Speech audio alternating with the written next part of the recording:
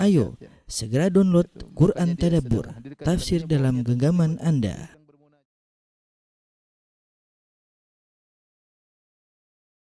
Bismillahirrahmanirrahim. Assalamualaikum warahmatullahi wabarakatuh. Alhamdulillahi ala ihsanih wa syukru lahu ala taufiqihi wa amtinani. Asyhadu an la ilaha illallah wahdahu la syarika lahu ta'ziman li sya'nih. Wa asyhadu anna Muhammadan abduhu wa rasuluhu da'ila ridwani. Allahumma salli alaihi wa ala alihi wa ashabihi wa ikhwani. Para ikhwan dan akhwat, para jamaah Masjid Tarbiyah yang dirahmati Allah Subhanahu wa taala. Kita lanjutkan bahasan kita tentang sirah nabawiyah. Pada pertemuan lalu telah kita jelaskan bagaimana para sahabat berbaiat kepada Nabi sallallahu alaihi wasallam, yaitu yang dikenal dengan baiatur ridwan, di bawah sebuah pohon, karena ada isu bahwasanya Utsman bin Affan radhiyallahu taala anhu telah terbunuh, sehingga mereka berbaiat untuk siap mati, untuk tidak lari, siap mati membela Rasulullah sallallahu alaihi wasallam. Tatkala selesai baiat, ternyata Utsman bin Affan kembali dalam kondisi selamat, kembali kepada kaum muslimin. Tatkala kabar tentang baiatnya kaum muslimin kepada Nabi sallallahu alaihi wasallam sampai kepada orang-orang Quraisy, maka mereka juga takut ya. Mereka tahu bahwasanya mereka sudah sering pengalaman berperang dengan kaum muslimin, bahwasanya kaum muslimin kalau berperang serius, tidak takut mati ya. Dan memang ingin mati syahid, banyak di antara mereka yang mati syahid. Ya, sehingga hal ini menggentarkan orang-orang Quraisy ya. Sehingga terjadilah perselisihan di antara mereka. Sebagian mereka semakin menguatkan, ya sudah kita damai saja dengan Muhammad dan kawan-kawannya, tidak usah bertempur dengan mereka. Sebagian yang lain ingin tetap menyerang ya. Maka ya ada sekitar 80 orang dari orang-orang Quraisy. Mereka mencoba untuk menyerang Rasulullah SAW secara diam-diam, dengan menyerang kaum muslimin secara diam-diam ya. Maka keluarlah 80 orang dari orang-orang Quraisy ini dengan bawa senjata ya, bawa pedang. Kemudian mereka turun menemui kampnya Rasulullah SAW melalui Jabal Tan'im, yaitu dengan diam-diam ya. Mereka berusaha masuk ya, ke dalam camp kaum muslimin, dalam pasukan kaum muslimin ya, dengan dan ingin menyerang dengan tiba-tiba. Hanya saja ya, ketika itu Muhammad bin Maslamah, ini di malam hari, mereka ingin melakukan serangan tiba-tiba di malam hari. Hanya saja Muhammad bin Maslamah radhiyallahu anhu, pemimpin dari para penjaga kaum muslimin, ketika itu tidak tidur, dia terjaga ya, maka dia pun menyerang 80 orang ini. Akhirnya 80 orang ini semua ditangkap. 80 orang Quraisy ini semuanya ditangkap, lalu dibawa kepada Rasulullah sallallahu alaihi wasallam. Maka Rasulullah SAW bertanya kepada 80 orang ini, "Hal ji'tum fi ahdi ahadin aw hal ja'ala lakum ahadun amanan?" Kalian datang ke sini ya, apakah karena ada pengamanan dari seorang kaum muslimin bagi kalian sehingga kalian datang? Ya. Mereka berkata, "La, tidak ada." Fa khalla Rasulullah SAW sabilahum wa afa anhum jami'an. Maka Rasulullah SAW biarkan mereka pergi. Harusnya Rasulullah SAW bisa bunuh mereka, karena mereka yang berusaha menyerang pertama kali. Mereka bahkan diam-diam ingin masuk dalam camp, ingin masuk dalam barisan, ketangkap. Dalam aturan boleh dibunuh ya. Karena kalau asalnya mereka ingin membunuh kaum muslimin, tetapi Rasulullah SAW lepaskan mereka, Rasulullah SAW maafkan mereka. Kenapa? Rasulullah SAW ingin terjadi perdamaian. Rasulullah SAW tidak ingin perang. Dan Rasulullah ingin menjelaskan kepada mereka, kami datang bukan untuk perang. Ya, kami datang bukan untuk perang ya. Di situlah turun firman Allah Subhanahu wa taala, wa huwal ladzi kaffa aydiyahum ankum wa aydiyakum anhum bi batni Makkah min ba'di an adfarakum alaihim wa kana Allah bima ta'maluna basira, dalam surat Al-Fatih. Dan dialah Allah yang telah menahan tangan mereka dari kalian, itu mereka hendak menyerang kaum muslimin tapi Allah mencegah mereka. Wa aydiyakum anhum, demikian juga Rasulullah SAW ditahan oleh Allah tidak membunuh mereka. Bi batni Makkah, yaitu di suatu daerah di kota Mekah, yaitu di Hudaybiyah. Min ba'di an atharakum alaihim, padahal Allah telah membuat kalian menangkap mereka ya. Ini Allah turunkan ayat khusus tentang ini. Wa kana Allah bima ta'maluna basira, dan Allah Maha melihat apa yang kalian lakukan. Jadi Rasulullah SAW melepaskan mereka agar mereka tahu Rasulullah SAW datang bukan untuk berperang tapi untuk umrah, dan Rasulullah berharap ada perdamaian. Tatkala Rasulullah, orang-orang Quraisy melihat Rasulullah SAW tidak membunuh kawan-kawan mereka 80 orang. Akhirnya mereka mengirim Suhail bin Amr. Dan Suhail bin Amr datang kepada Nabi sallallahu alaihi wasallam bersama Huwaitib bin Abdul Uzza dan Mikras bin Hafs. Kemudian mereka berkata kepada Suhail bin Amr, "Iti Muhammadan fasalihu." Pergilah kau kepada Muhammad dan berdamailah dengan dia, bukan bikin perundingan antara antara kita dengan Muhammad. Ya. Dan ingat isi perundingan tersebut atau isi perjanjian tersebut, wala yakunu fi sul illa an yarji' anna 'amahu hadha. Dia harus pulang, tidak umrah pada tahun ini. Fa wallahi la tatahaddatsul Arab annahu dakhalaha alaina anwah abadan. Kami tidak ingin jadi isu di luar sana orang-orang Arab akan berbicara Muhammad telah masuk ke kota Mekah dengan paksa. Ya. Bilang sama Muhammad pulang. Jangan masuk pada tahun ini, saat ini untuk umrah. Ditunda. Karena kalau Muhammad dan pasukannya masuk dengan kawan-kawannya masuk, maka orang-orang Arab akan mengejek kita. Orang Quraisy sudah tidak punya kekuatan. Musuh mereka Muhammad dan teman-temannya masuk dan mereka tidak bisa berbuat apa-apa. Ini pesan orang-orang Quraisy kepada Suhail bin Amr. Maka Suhail bin Amr pun datang menuju Rasulullah SAW. Tatkala Rasulullah SAW melihat Suhail bin Amr, namanya Suhail. Suhail itu sesuatu yang dimudahkan. Ya, maka Rasulullah SAW berkata kepada para sahabatnya, "Qad sahula lakum amrukum." Ini yang datang Suhail, insyaallah ya perkara kalian dimudahkan oleh Allah Subhanahu wa taala. Karena namanya Suhail artinya mudah, maka perkaranya mudah. Ya, aradal qaumus sulha hina ba'athu hadzal rajul. Nabi mengatakan ini orang-orang Quraisy ketika mengirim Suhail berarti mereka ingin perdamaian, ingin perundingan. Tatkala Suhail sampai di depan Nabi sallallahu alaihi wasallam, maka dia pun duduk di hadapan Nabi sallallahu alaihi wasallam. Wa takallama, kemudian mereka berdua berbicara, wa atalal kalam, pembicaraan yang panjang antara Nabi dengan Suhail. Ada perundingan, ya. Kesepakatan, penawaran, ya. Di antara perkara yang mereka saling talik ulur di antara Nabi dan Suhail, yaitu Nabi sallallahu alaihi wasallam berkata kepada Suhail, "Tukhallu bainana wa bainal baiti fanatufa bihi." Wahai Suhail, sampaikan kepada orang Quraisy, biarkan kami pergi ke Mekah, kami ingin tawaf, terus kami pulang. Itu aja.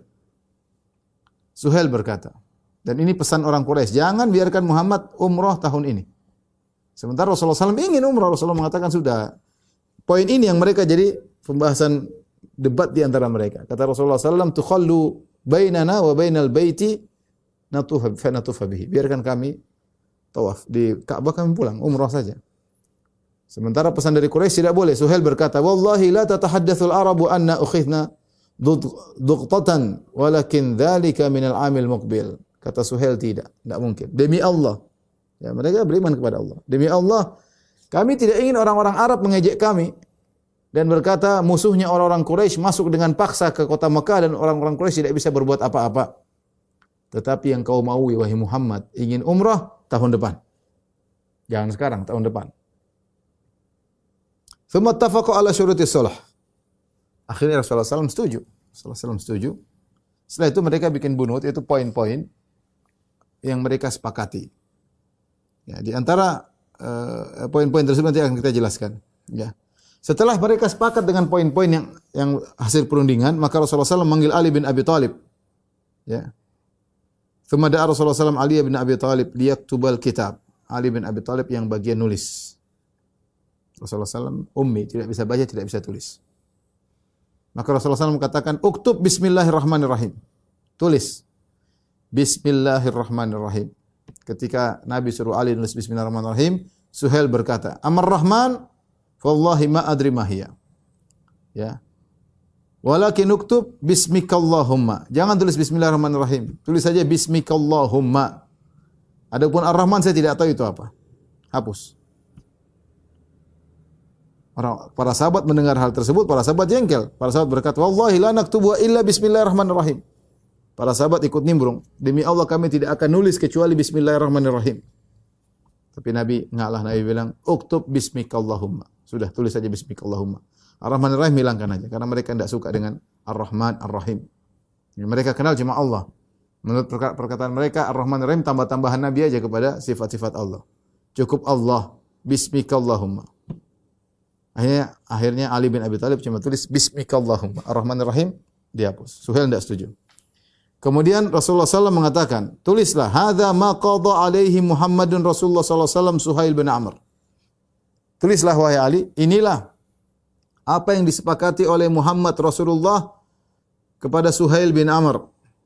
Suhail berkata, Suhail protes lagi. Wallahi law kunna na'lamu annaka Rasulullah ma sadadnaka 'anil bait wala qatalnaka.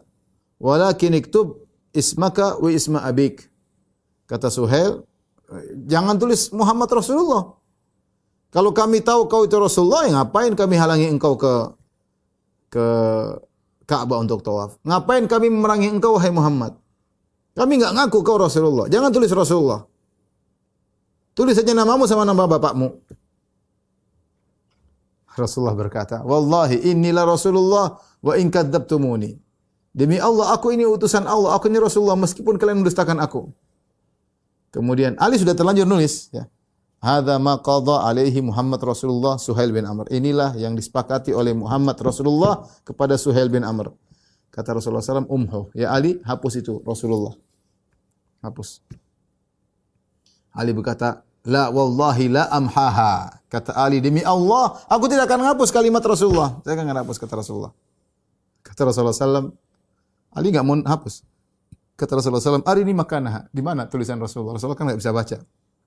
Enggak bisa tulis. Ini sudah sering saya sampaikan. Rasulullah SAW ummi, tidak bisa tulis.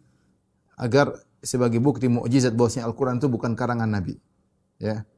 Kalau Rasulullah SAW bisa baca, bisa tulis, idzan lartabal mubtilun. Ya. Ya. Wa ma kunta tatlu min qablu min kitabin wa la takhutuhu bi yaminik. Idzal lartabal mubtilun. Kau tidak pernah baca sebelumnya, kau tidak pernah nulis dengan tanganmu. Kalau begitu orang-orang ahli batil akan ragu denganmu. Maka Allah menjadikan Nabi tidak bisa baca, tidak bisa tulis, sehingga Al-Quran begitu turun semua orang tahu itu bukan karangan Muhammad. Karena kalau Nabi bisa baca, bisa tulis, mereka akan tuduh itu Muhammad belajar dari buku-buku lama. Muhammad mungkin baca Taurat, Muhammad mungkin bahkan baca Injil, bisa bikin ngarang cerita Nabi Nuh, dongeng-dongeng dia bikin dalam Al-Quran. Tapi Rasulullah SAW tidak bisa baca, tidak bisa tulis. Makanya ketika Rasulullah SAW suruh Ali untuk hapus, Ali bilang, wallahi la amha, saya enggak mau hapus ya Rasulullah. Kata Rasulullah, mana tempatnya tulisan Rasulullah? Ali tunjuk, Rasulullah hapus sendiri. Rasulullah hapus sendiri. Famahaha biyadihi syarifah. Maka Rasulullah SAW hapus dengan tangannya sendiri. Tsumma qala Rasulullah SAW li Ali. Kemudian Rasulullah berkata kepada Ali yang tidak menghapus kalimat Rasulullah. Amma inna laka mithlaha. Sata'tiha wa anta muttar. Nabi bilang sama Ali, ya Ali, ya, nanti akan ada peristiwa yang seperti ini menimpamu. Dan kau akan melakukannya karena kau terpaksa. Dan ini mukjizat Nabi SAW. Jadi, dan ini disampaikan oleh Ibnu Hajar rahimahullah, dan ini diriwayatkan dalam Musnad Imam Ahmad, dan benar, apa yang dialami oleh Nabi ini akan dialami oleh Ali bin Abi Thalib. Kapan? Ketika terjadi pertikaian antara Ali bin Abi Thalib dengan Muawiyah. Sehingga akhirnya mereka mengirim dua hakim atau perwakilan untuk berdamai. Ya. Maka Ali bin Abi Thalib, dari kubu Ali bin Abi Thalib mengirim Abu Musa al-Asy'ari radhiyallahu ta'ala anhu, dan dari kubu Muawiyah mengirim Amr bin As radhiyallahu ta'ala anhu. Amr bin As radhiyallahu ta'ala anhu. Sehingga ketika Abu Musa al-Asy'ari membuat perdamaian dengan Amr bin As, maka Abu Musa al-Asy'ari menulis, hadza ma qada Ali bin Abi Thalib Amirul Mukminin Muawiyah. Inilah kesepakatan yang telah disepakati oleh Ali bin Abi Thalib Amirul Mukminin kepada Muawiyah. Maka Amr bin As memotong, jangan tulis Amirul Mukminin. Kita belum sepakat ya.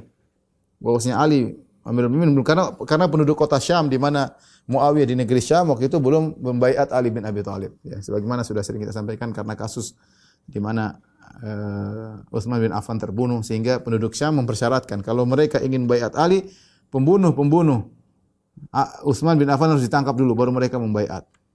Sehingga ketika ditulis oleh Abu Musa al-Asy'ari, inilah yang telah ditetapkan oleh Ali bin Abi Thalib Amirul Mukminin, pemimpin kaum mukminin kepada Muawiyah, maka kata Amr bin As, jangan tulis Amirul Mukminin, pemimpin kaum mukminin, kita belum sepakat.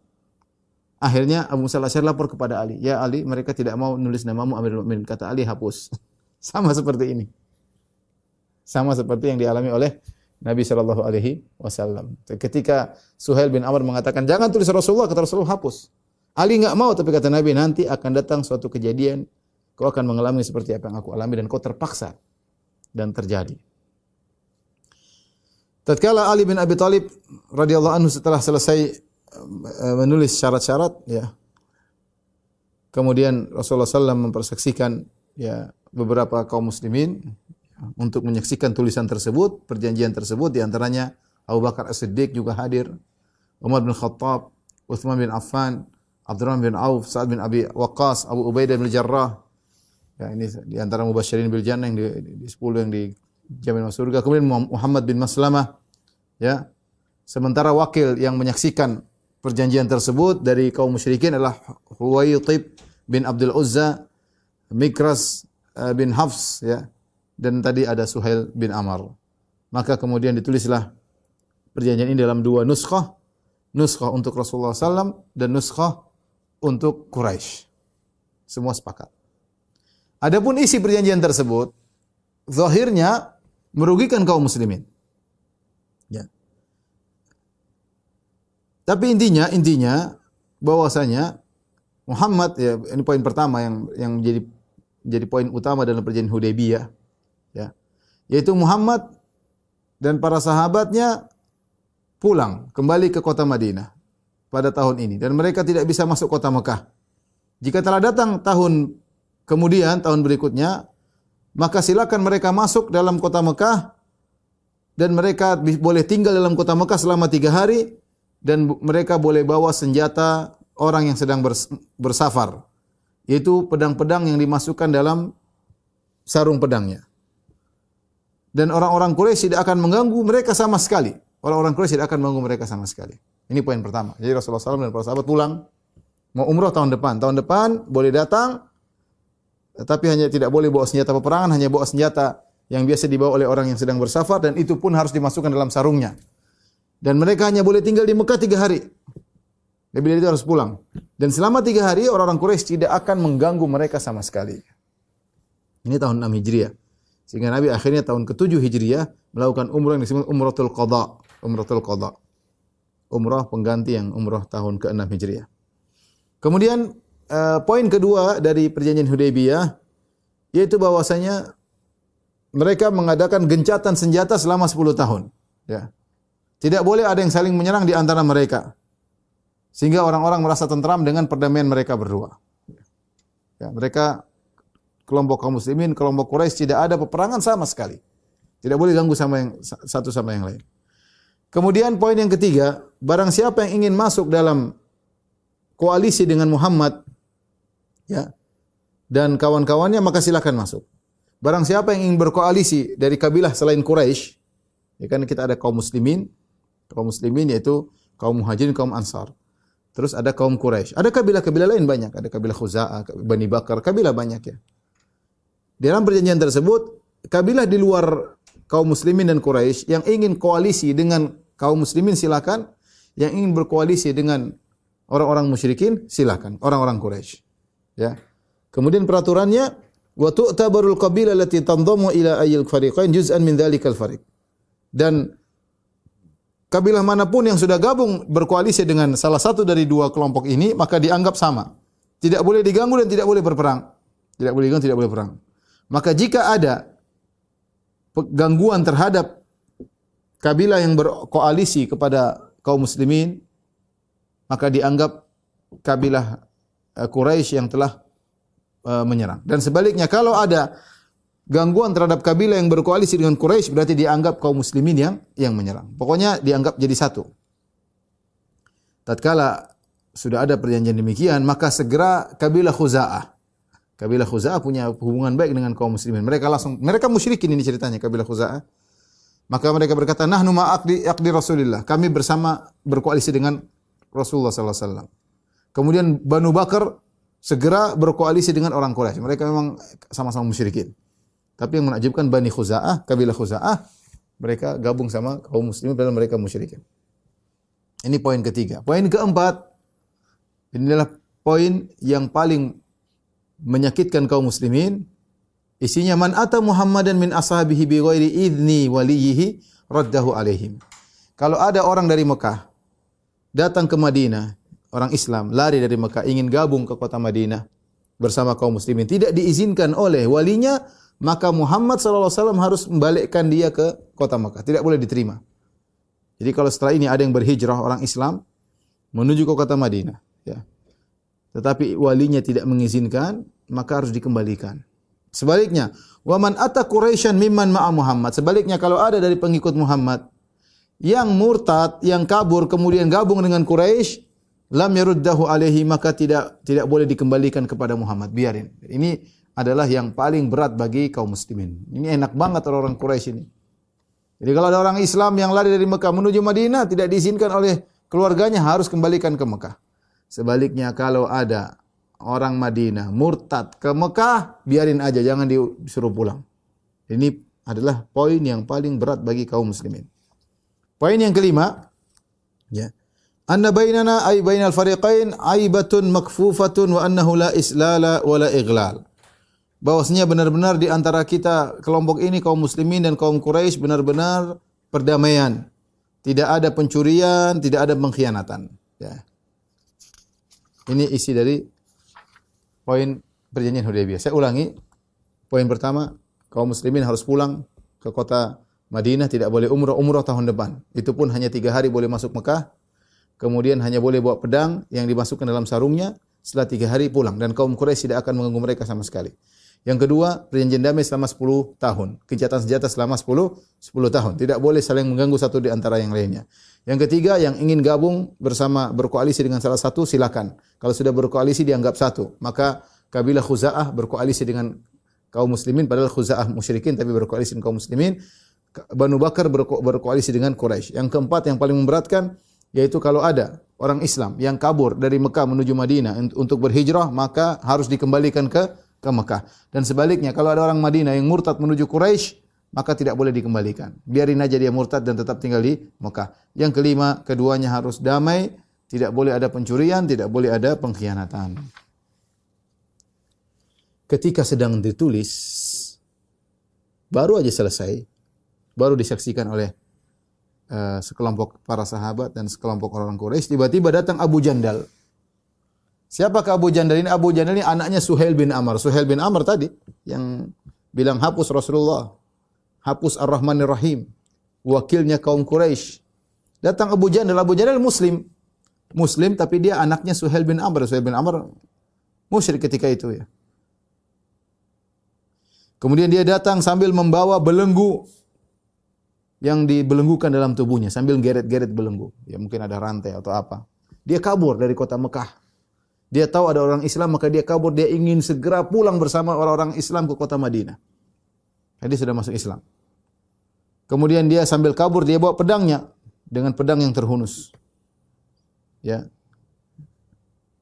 Tatkala Suhail bin Amr lihat putranya datang ingin gabung sama orang-orang Islam, maka berdirilah Suhail bin Amr, dia gampar, dia pukul anaknya tersebut yang sudah masuk Islam, ya. Kemudian dia pegang baju anaknya, dia tarik, baju dia tarik di di dada anaknya dia tarik, ya. Kemudian dia marah, dia berkata, "Ya Muhammad, hadza awwalu ma uqadhika alaihi an taruddahu ilayya." Wahai Muhammad, ini anak aku ingin kabur ke kota Madinah, kembalikan. Sebagaimana dalam perjanjian kita nomor 4. Subhanallah. Ini orang kabur dari kota Mekah. Perjanjian belum selesai. Belum pisah. Masih dalam satu majelis. Tahu-tahu Suhail bin Amr mengatakan, "Ya Muhammad, nomor 4 jangan lupa. Siapa yang kabur dari kami masuk kepada kalian harus kembalikan ke kota Mekah." Kata Rasulullah SAW, "Inna lam naqdil kitab ba'd." Kita belum selesai. Kenapa harus dijalankan? Kita belum selesai. Masih didiskusi. Ya, belum. Suhail berkata, "Wallahi lam usalihka ala syai'in abadan." Kalau gitu perjanjian batal, enggak ada perjanjian. Subhanallah. Rasulullah SAW dihadapkan dengan kondisi sulit. Ini orang kabur ingin bergabung dengan kaum muslimin, Abu Jandal. Rasulullah terpaksa mengatakan, "Fa'ajizhu li." Fa'ajizhu li. Biarkanlah dia kepadaku ya Suhail. Sudah ini biar sama saya aja. Nanti yang setelah ini saya kembalikan. Ini biarin sama saya. Rasulullah tidak tega lihat Abu Jandal yang setengah mati lari.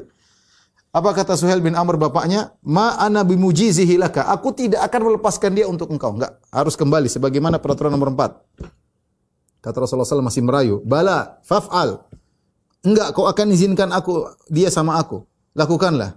Suhail berkata, ma ana bifa'il. Aku tidak akan mengizinkan dia untuk pergi dengan engkau.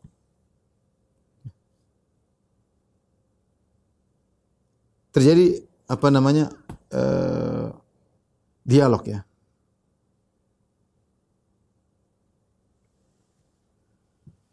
Suhail berkata kepada Rasulullah, ya Muhammad, qad lajjatil qadhiyyatu baini wa bainaka qabla an ya'tika hadha. Suhail bantah, ya Muhammad, sudah selesai peraturan kita. Kita sudah setuju. Dia baru datang, maka dia harus dikembalikan. Ingat peraturan nomor 4. Akhirnya Rasulullah SAW bilang, sodakta, engkau benar. Kita sudah keputusan. Maka Suhail bin Amr kemudian berdiri, kemudian dia pegang anaknya, dia geret anaknya, ya. Dia tarik bawa pulang ke Quraisy. Subhanallah, Abu Jandal yang sudah kabur dari Mekah untuk bergabung dengan kaum muslimin. Ya, maka dia berteriak, dia berkata, "Ya ma'syarul muslimin." Wahai kaum muslimin. Lihat bagaimana kondisi sangat tragis kalau kita lihat. Dia kabur dari Mekah, disuruh balik lagi karena bapaknya yang tanda tangan di situ, Suhail bin Amr. Dia berkata, "Ya ma'syarul muslimin," kata Abu Jandal. "Uraddu ilal musyrikin wa qad ji'tu musliman." Apakah aku dikembalikan kepada orang-orang musyrikin sementara aku telah lari dari mereka? Aku datang kepada kalian dalam kondisi Islam. Ala tarawna ma qad laqitu. Tidakkah kalian tahu apa siksaan yang aku dapati selama aku di Mekah? Dan dia disiksa di Mekah dengan siksaan yang parah. Dia bilang, "Mas, saya mau kembali lagi." Ya. Dalam riwayat yang lain berkata, "Ya ma'syarul muslimin," dia berteriak, "Wahai kaum muslimin sekalian, ataruddunani ila ahli syirk fayaftinuni fi dini?" Kalian mau kembalikan aku kepada ahlu syirik, nanti aku bisa terfitnah, bisa murtad kembali. Jangan biarkan aku diambil oleh mereka. Kondisi menyedihkan. Dia kabur, disiksa, kabur, ketemu bahagia, ketemu Rasulullah, para sahabat, tahu-tahu suruh kembali. Dan akan disiksa lagi. Dan dia khawatir dia bisa murtad kembali. Maka Rasulullah SAW berkata kepada beliau, "Ya Aba Jandal, wahai Abu Jandal, isbir wahtasib." Sabarlah dan harapkanlah pahala dari Allah. Fa inna Allah azza wa jalla ja'ilun laka wa liman ma'aka minal mustata'fina farajan wa makhraja. Rasulullah SAW mengatakan, sungguhnya Allah akan memberikan kepada engkau dan orang-orang bersama engkau dari orang-orang yang lemah, Allah akan berikan engkau jalan keluar. Allah akan berikan engkau kemudahan. Dan ini akan terjadi. Apa yang disampaikan Nabi ini akan terjadi. Inna qad aqadna bainana wa bainal qaum sulhan. Kami sudah terlanjur ya Abu Jandal, sudah terlanjur bikin perjanjian. Fa atainahum ala dzalik, dan kami sudah sepakati pada poin keempat kalau ada yang kabur harus dikembalikan. Wa atauna alaihi ahdan, dan mereka juga sudah memberikan kita janji bahwa kami bisa akan umrah tahun depan. Wa inna lan naghdira bihim, kami tidak mungkin melanggar mereka. Perjanjian sudah terjadi. Rasulullah SAW menjelaskan dijelaskan agar Abu Jandal paham tentang kondisi. Ya. Ketika melihat kondisi tersebut, Umar bin Khattab radhiyallahu anhu jengkel sama orang-orang Quraisy. Maka dia pun pergi menuju Abu Jandal. Dia pun jalan menuju Abu Jandal, kemudian dia berkata, dia bisik-bisik kepada Abu Jandal. Isbir ya Abu Jandal. Sabar engkau ya Abu Jandal. Fa innama humul musyrikun, mereka itu kaum musyrikin. Wa innama damu ahadihim damu kalb, sungguhnya darah mereka itu darah anjing. Kemudian Umar kasih menyodorkan pedang kepada Abu Jandal. Maksud Umar itu Abu Jandal ambil kemudian mainkan ya. Maka dia pun arahkan bagian belakang pedang ya, pegangan pedang kepada Abu Jandal. Kata Umar, ya Umar sudah bilang, wahai Abu Jandal, sabar. Itu orang musyrik itu darahnya darah anjing nih.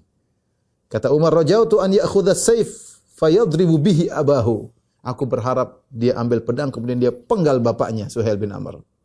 Fa dhanna ar-rajulu bi abihi. Ternyata Abu Jandal sayang sama bapaknya. Dan dia tidak mengambil pedang tersebut, maka terjadilah apa yang terjadi. Akhirnya dibawa pulanglah Abu Jandal.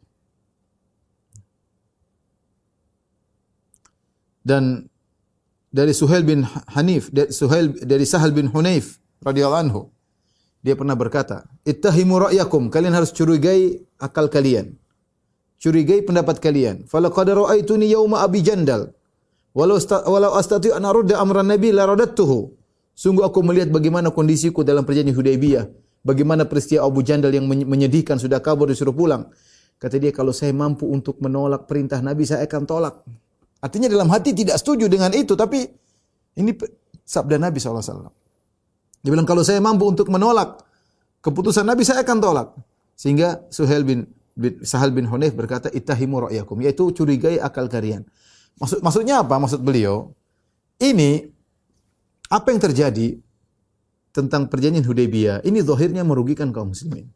Keputusan yang diambil oleh Nabi untuk Abu Jandal juga zahirnya merugikan Abu Jandal. Tapi ternyata ini semuanya baik. Nanti akan kita jelaskan belakangan.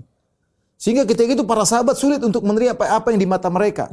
Keputusan yang ada di depan mereka sulit mereka terima. Di antaranya Sahal bin Hunayf, dia mengatakan, oleh karenanya kalian biasakan curigai akal kalian. Pokoknya kalau Nabi sudah bilang ikut saja. Seakan-akan dia mengatakan demikian. Saya dulu waktu perjanjian Hudaybiyah, saya hampir-hampir tidak mau terima. Kalau saya bisa tolak perintah Nabi, saya akan tolak. Ya, karena menurut dia, apa yang dilakukan Nabi itu kayaknya nggak pas. Kayaknya nggak pas. Dan ini dialami oleh banyak sahabat. Nanti kita yang jelaskan. Banyak sahabat tidak terima ketika itu. Cuma mereka tidak berani mengungkapkan. Ya, karena mereka tahu Rasulullah SAW adalah seorang Rasul. Tapi melihat kondisi perjanjian yang tidak menyenangkan, merugikan Abu Jandal, kasihan kondisi Abu Jandal. Ya. Ketika setelah selesai keputusan, ya, tidak ada yang ridho dengan keputusan tersebut kecuali Abu Bakar radhiyallahu anhu. Semua sahabat gelisah, ya. Mereka semua sedih. Bayangkan mereka kebanyakan orang muhajirin. Sebagian mereka kaum muhajirin yang ada 1.400 sahabat, 1.400 sahabat. Banyakan mereka dari kaum muhajirin. Mereka sudah 6 tahun terusir dari kota Mekah. Sudah 6 tahun tidak lihat Ka'bah. Kemudian Nabi bermimpi akan tawaf di Ka'bah. Jadi mereka berangkat dan mereka yakin akan masuk di Ka'bah. Dan mereka rela mati untuk bisa tawaf di Ka'bah. Kerinduan yang luar biasa kepada Ka'bah. Ingin pulang ke kampung halaman, tawaf di Ka'bah. Tahu-tahu terjadi seperti ini. Betapa sedihnya mereka. Belum lagi tadi Abu Jandal, kondisinya yang sangat mengenaskan. Buat mereka sangat sedih.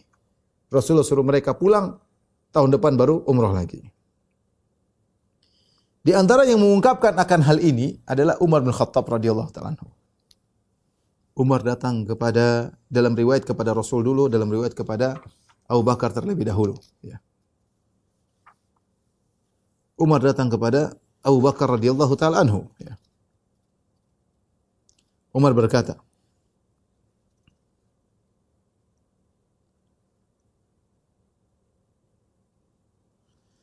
awalaysa hadha nabiyullahi haqqan ya Abu Bakrin? Awalaysa hadha nabiyullahi haqqan ya Abu Bakar? Bukankah Nabi ini Nabi yang benar? Qala bala, tentu ya Umar. Umar berkata lagi, alasna alal haqqi wa aduwuna alal batil? Bukankah kita di atas kebenaran? Quraisy di atas kebatilan? Kata Abu Bakar, bala, benar. Kata Umar, falima nu'ti daniyata fi dinina idzan? Kalau gitu ngapain kita ngalah? Kita perang aja. Kalau kita mati-mati masuk surga, kalau mereka mampus masuk neraka. Abu Bakar berkata, nasihat Umar, ayyuhar rajul, wahai sang lelaki, innahu la Rasulullah, sungguhnya orang itu adalah Rasulullah. Walaysa ya'si rabbahu, dan dia tidak mungkin bermaksiat kepada Rabbnya. Artinya ini perintah Allah. Sudah kau terima saja. Itu Rasulullah, dia tidak mungkin bermaksiat kepada Rabbnya. Wa huwa nasiruhu, dan Allah akan menolongnya. Fastamsak bi gharzihi fa wallahi innahu 'alal haqq. Ya. Maka berpegang teguhlah dengan perintah Nabi, sungguhnya dia di atas kebenaran. Umar berkata, alaysa kana yuhaddithuna anna sana'til baita wa natufu bihi? Bukankah Rasulullah pernah menyampaikan kepada kita sebelum ini, kita akan datang ke Ka'bah dan kita akan tawaf? Abu Bakar berkata, bala, benar, Rasulullah pernah menyampaikan. Afa akhbaraka annaka ta'tihil am? Tapi apakah Nabi bilang kita akan tawaf tahun ini? Kata Umar, tidak. Kata Abu Bakar, fa innaka atiyahu wa mutawwifun bihi. Ya Umar, kau akan datang ke Ka'bah dan kau akan tawaf. Tapi bukan sekarang. Abu Bakar jawab demikian. Kemudian Umar datang kepada Nabi SAW. Ya. Umar berkata, ya Rasulullah, ya. Alasta nabiyallahi haqqan? Bukankah kau nabi yang benar di atas kebenaran? Bukankah kau nabi kebenaran? Kata Rasulullah, bala, tentu. Kata Umar, alasna alal haqqi wa aduun al batil. Seperti perkataan yang disampaikan oleh Abu Bakar, dia sampaikan kepada Nabi. Bukankah kita di atas kebenaran dan musuh kita di atas kebatilan? Kata Nabi, bala. Kata Umar, falima nu'tid daniyata fi dinina idzan. Kalau gitu ngapain kita ngalah ya Rasulullah? Udah perang-perang saja. Ya mati kita masuk surga, mereka masuk neraka. Rasulullah SAW berkata, ini Rasulullah walastu a'sihi wa huwa nasiri. Persis jawaban Abu Bakar. Aku ini utusan Allah. Dan aku tidak akan bermaksiat kepada Allah. Ini isyarat dari Nabi bahwa ini perintah Allah Subhanahu wa taala. Wa huwa nasir, dan Allah akan menolongku. Umar berkata lagi, awalaysa kunta tuhadditsuna anna sana'til baita fanatufu bihi? Bukankah kau telah menyampaikan kepada kami wahai Rasulullah, kita akan datang ke Ka'bah dan kita akan tawaf? Kata Rasulullah SAW, bala, tentu saya sudah sampaikan. Fa akhbartuka anna na'tihil am, apakah aku kabarkan kepada engkau kita akan tawaf tahun ini? Kata Umar, tidak. Kata Rasulullah, fa innaka atihi wa mutawifun bi, kau akan datang kepada Ka'bah dan kau akan tawaf di Ka'bah. Jawaban sama seperti jawaban Abu Bakar. Para ikhwan dan akhwat yang dirahmati Allah Subhanahu wa taala, ya. Dan tatkala nanti turun surat Al-Fatah, ya, inna fatahna laka fathan mubina liyaghfira laka Allahu ma taqaddama min dhanbika wa ta'akhkhar wa yutimma ni'matahu 'alaika wa yahdiyaka siratan mustaqima wa yansuraka Allahu nasran aziza. Ketika turun surat Al-Fatah yang menunjukkan bahwasanya Hudaybiyah adalah kemenangan, baru Rasulullah sampaikan kepada Umar, baru kemudian Umar tenang. Umar tenang, ya. Tetapi Umar menyesal dengan sikap dia bertanya kepada Nabi. Kata Umar bin Khattab radhiyallahu ta'ala anhu, "Ma ziltu asumu wa atasaddaqu wa usalli wa u'tiqu min alladhi sana'tu." Aku terus saja berpuasa sunnah, aku terus bersedekah, aku terus salat sunnah, aku terus membebaskan merdekakan budak akibat perkataanku tatkala di Hudaybiyah berkata kepada Nabi sallallahu alaihi wasallam, "Makhafata kalami alladhi takallamtu bi yauma idzin hatta rajautu an yakuna khairan." Karena terlanjur aku berkata kepada Nabi, aku khawatir perkataanku tersebut dan aku berharap itu semua kebaikan. Jadi dia merasa bersalah, Umar bin Khattab mengucapkan itu kepada Nabi sallallahu alaihi wasallam. Ya Rasulullah, kenapa? Karena Rasulullah sallallahu, karena Umar sudah sangat rindu ke Ka'bah dan Umar sedih melihat Abu Jandal, dan itu dialami oleh sahabat semuanya kecuali Abu Bakar. Abu Bakar tenang, Abu Bakar yakin apa yang dikerjakan Nabi itu yang benar. Umar merasa salah sehingga akhirnya dia ingin menebus kesalahannya. Dia tidak berdosa, dia cuma bertanya. Tapi dia merasa itu tidak pantas diucapkan kepada Nabi sallallahu alaihi wasallam. Makanya dia bersedekah, dia salat sunnah, dia puasa sunnah, dia merdekakan budak. Dia berharap itu sebagai kafarah terhadap apa yang dia ucapkan kepada Nabi sallallahu alaihi wasallam. Setelah Rasulullah SAW selesai dari perjanjian, berarti gagal, harus pulang. Dan kita tahu aturannya. Kalau seorang ingin umrah, kemudian mengalami ihsar, fa in uhsirtum famastaysara minal hadi. Kata Allah Subhanahu wa taala, wa atimul hajja wal umrata lillah. Ya. Fa in uhsirtum famastaysara minal hadi. Kalau kalian haji dan umrah maka lanjutkanlah, sempurnakan. Dan ini di antara ibadah yang berbeda antara ibadah umrah dan haji dengan ibadah-ibadah yang lain. Kalau ibadah yang lain kita bisa salat, terus kita batalkan, selesai, enggak ada masalah. Ya bagi salat sunnah, kita salat kita batalkan, selesai, enggak ada masalah. Puasa sunnah di tengah jalan kita batalkan, enggak ada masalah. Tapi kalau haji dan umrah tidak boleh batal tengah jalan. Kalau batal tengah jalan, maka harus potong onta atau potong kambing.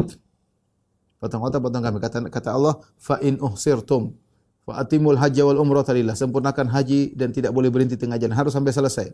Tetapi fa in uhsirtum, kalau kalian terhalangi, famastaysara minal hadi, maka kalian hendaknya potong hewan hadiu kalian. Karena Rasulullah sudah menandatangani perjanjian untuk balik dan umrah tahun depan, maka Nabi berkata kepada para sahabat, "Kumu fanharu tsumma hliqu." Wahai para sahabatku, berdirilah kalian, sembelihlah hewan-hewan hadiu kalian dan cukurlah rambut kalian. Tahallul. Kita tahallul pulang. Fama qama minhum rajulun. Tidak seorang pun yang berdiri.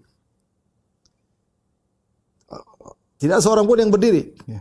Orang-orang Syiah ketika mendapat riwayat seperti ini, mereka melihat para sahabat kurang ajar, tidak taat kepada Nabi, ya. Rasulullah sampai hatta qala dzalika thalatha marrat. Rasulullah ucapkan 3 kali, mereka tidak menjalankan. Dan ini tidak benar, ya. Para sahabat berharap Rasulullah SAW berubah pikiran, berubah keputusan. Sehingga mereka masih berharap. Rasulullah SAW akhirnya sedih melihat mereka tidak segera cukur rambut dan tidak segera motong sembelihan. Akhirnya Rasulullah SAW masuk ke kemah, ketemu Ummu Salamah. Ketika itu yang dibawa Ummu Salamah radhiyallahu taala anha, ya. Maka Rasulullah SAW cerita apa yang dia alami. Inilah suami istri, ya, ada curhat. Bagus Nabi curhat kepada Ummu Salamah, mendengarkan apa ide Ummu Salamah, Seharusnya suami istri demikian. Maka akhirnya Ummu Salamah kasih ide yang sangat cemerlang. Kata Ummu Salamah, "Ya Rasulullah, atuhibbu dzalik?" Ya Rasulullah, kau ingin para sahabatmu semua sudah pulang bersama engkau, cukur rambut, sembelihan? Ukhruj, kalau kau ingin demikian, keluarlah. Tsumma la tukallim ahadat. Kalau kau sudah keluar dari kemah, jangan ngomong sama seorang pun. Jangan ngomong sama seorang pun dari mereka. Kalimatan, satu kata pun jangan. Hatta tanhar budunak, sampai kau sembelih ontamu. Wa tad'u haliqak, kemudian kau panggil tukang cukurmu. Fayahliqak, kemudian dia cukur rambutmu. Lakukan itu saja. Subhanallah, idenya Ummu Salamah tepat. Akhirnya Rasulullah SAW keluar dari kemah, dia tidak ngomong sama seorang pun. Kemudian dia sembelih ontanya, kemudian dia panggil tukang cukurnya itu Khiras bin Umayyah. Kemudian dia pun cukur rambut Nabi SAW. Tatkala para sahabat lihat rambut Nabi sudah tercukur, semuanya langsung cukur. Berarti mereka tahu tidak akan berubah pikiran. Selesai. Nabi mau pulang, ya sudah.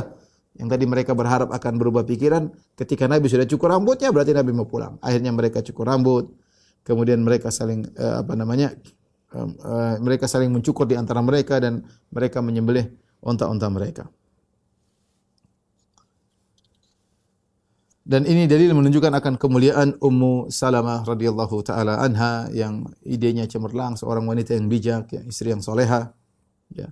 Nabi juga curhat kepada Ummu Salamah yang menunjukkan orangnya sangat cerdas. Taib, ketika para sahabat mencukur, ada yang gundul, ada yang cukur pendek, maka Rasulullah SAW mendoakan yang gundul dengan 3 kali doa. Kata Nabi SAW, "Yarhamullahul muhalliqin." Allah merahmati orang-orang yang gundul. Kemudian yang cukur pendek berkata, "Wal muqassirin." Ya Rasulullah, kau tidak mendoakan yang cukur pendek. Rasulullah ulangi lagi, "Yarhamullahul muhalliqin." Semoga Allah merahmati yang gundul. Mereka berkata, "Ya Rasulullah, wal muqassirin." Yang cukur pendek kau tidak doakan. Rasulullah ulangi lagi, "Yarhamullahul muhalliqin." Semoga Allah merahmati yang cukur gundul. Kata mereka, "Wal muqassirin," yang cukur pendek ya Rasulullah. Kata Rasulullah, "Wal muqassirin." Jadi dalil bahwasanya yang gundul didoakan 3 kali, yang cukur pendek didoakan sekali. Oleh karena para ulama sepakat bahwasanya kalau seorang bertahallul, maka yang afdal adalah gundul, ya. Cukur pendek boleh, tapi yang afdal adalah gundul. Oleh karenanya ketika Allah menyebut tentang gundul dan cukur pendek, Allah mendahulukan penyebutan yang gundul. La tadkhulunal masjidil haram insyaallah aminin muhalliqina ru'usakum wa muqassirin la takhafun. Kata Allah, sungguh kalian akan masuk dalam Masjidil Haram, ya. Tawaf di sana dalam kondisi, kemudian setelah itu kalian mencukur rambut kalian yang gundul dan mencukur pendek. Allah mendahulukan penyebutan yang gundul kemudian baru cukur pendek.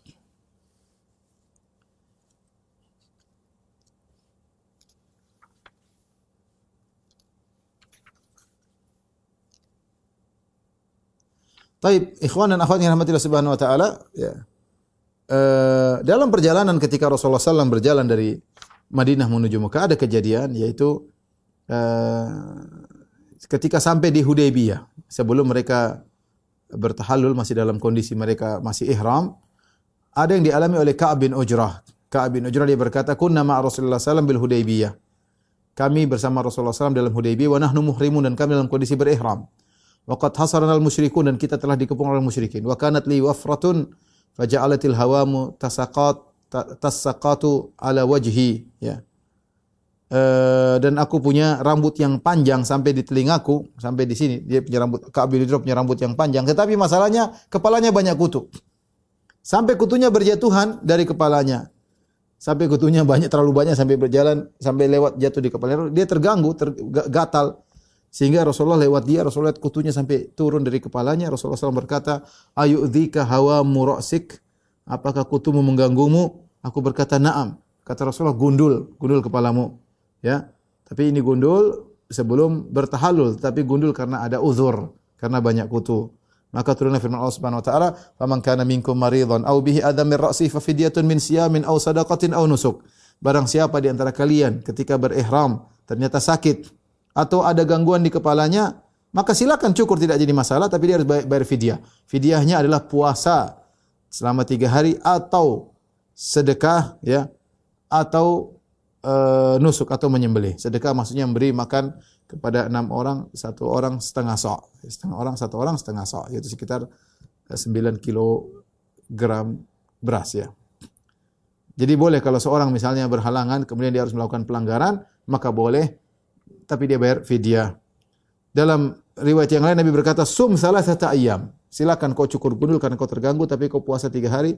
Au tasaddaqa bi faraqin baina sittati masakin, atau kau bersedekah untuk 6 orang miskin. Au unsuk ma tayassar, atau kau sembelih yang mampu kau lakukan.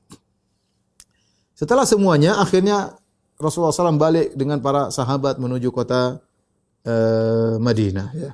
Sampai ketika mereka tiba di suatu tempat namanya Qura'il Ghamim antara Mekah dan Madinah, ya, maka turunlah firman Allah surat Al-Fatah, inna fatahna laka fathan mubina. Al-Fatah artinya kemenangan. Maknanya sungguhnya kami telah memberikan kepada engkau ya Rasulullah kemenangan yang nyata. Kemenangan yang nyata ini maksudnya apa? Bukan Fatu Makkah. Maksudnya adalah Hudaybiyah. Hudaybiyah ini kemenangan yang nyata. Kelihatannya kalah, kelihatannya mengalah, tetapi ternyata di balik itu banyak kemenangan, ya. Allah turunkan ayatnya yang banyak. Liyaghfira laka Allahu ma taqaddama min dhanbi wa ma ta'akhkhara wa yutimma ni'matahu 'alaika wa yahdiyaka siratan mustaqima. Kami berikan kepada engkau kemenangan yang nyata agar Allah mengampuni dosa-dosa yang telah lalu dan akan datang, dan Allah menyempurnakan nikmat bagimu, ya, dan Allah menunjukkan kepada engkau jalan yang lurus. Wa yansurakallahu nasran aziza, dan Allah akan menolong engkau dengan pertolongan yang kuat. Huwallazi anzala sakinata fi qulubil mu'minin liyazdadu imanan ma imanihim. Dialah Allah yang telah menurunkan ketenangan dalam hati kaum mukminin agar bertambah iman mereka, ya.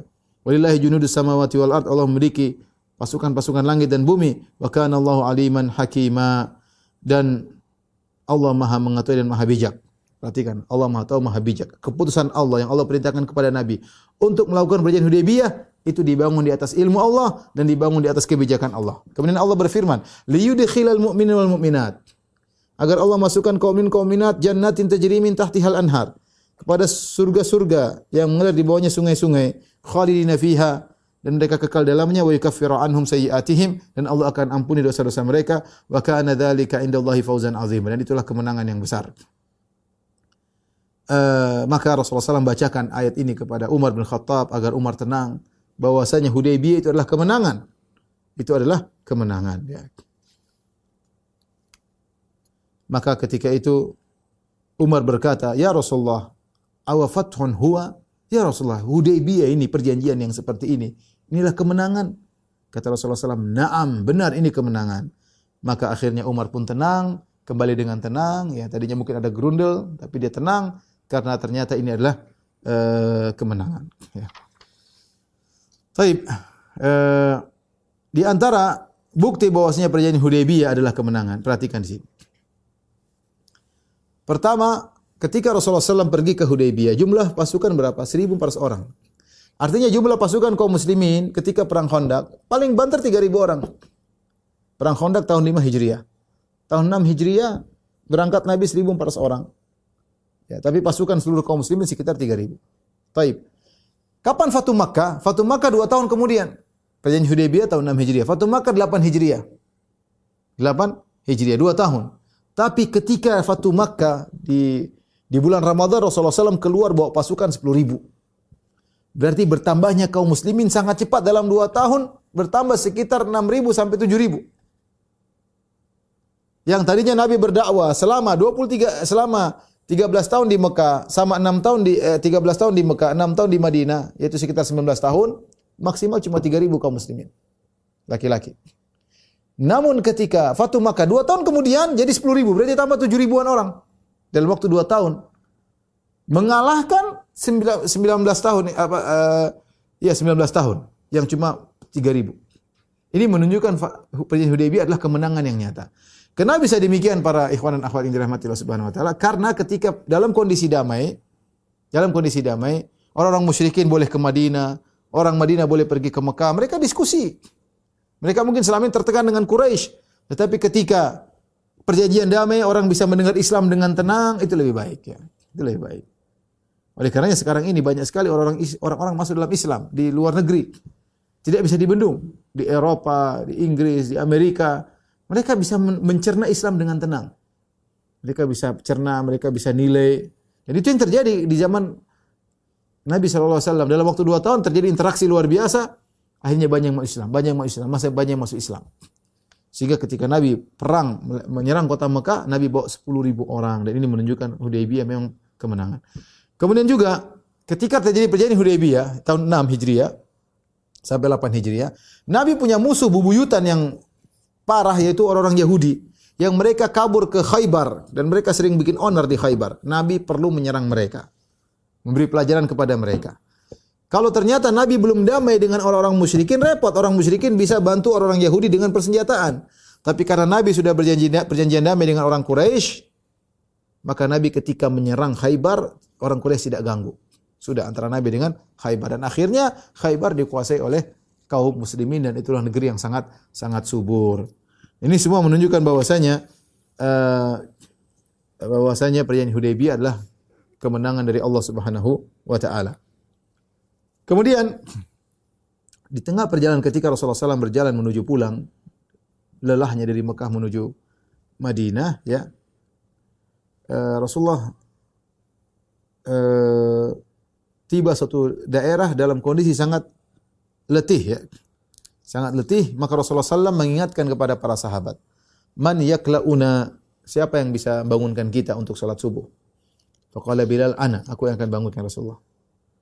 Kata Rasulullah, idzan tanam, kalau gitu kau tidur juga. Kata Bilal, la, saya tidak tidur, saya mau jaga. Fanama, Rasulullah SAW tidur. Ternyata semua tidur capek. Sampai terbit matahari, bukan terbit fajar lagi. Ini di antara salah satu kejadian di mana Rasulullah SAW ketiduran waktu salat subuh. Semua tidur. Bilal yang disuruh jaga juga tidur. Abu Bakar tidur, Umar tidur, semuanya tidur. Allah bikin mereka tidur semua. Supaya ada syariat bagi kita bagaimana kalau orang ketiduran sampai siang hari. Tidak dibangun, para sahabat bangun kecuali matahari sudah terbit, ya. Akhirnya sebagian bangun. Di antara yang sudah bangun Umar. Mau bangunkan Nabi enggak enak. Mereka bilang, "Ahdhibu, keraskan suara." Bikin ribut suara supaya Nabi terbangun. Akhirnya Nabi terbangun. Ya. Akhirnya Rasulullah SAW pun salat setelah itu, ya. Tapi ini saja yang bisa sampaikan pada kesempatan kali ini. Insyaallah kita lanjutkan pekan depan masih dalam perjanjian Hudaybiyah. Apa yang terjadi setelah itu? Allah alam bisawab. Demikian saja kajian kita. Insyaallah kita lanjutkan pekan depan. Subhanakallah bihamdik asyhadu an la ilaha illa anta astaghfiruka wa atubu ilaik. Assalamualaikum warahmatullahi wabarakatuh.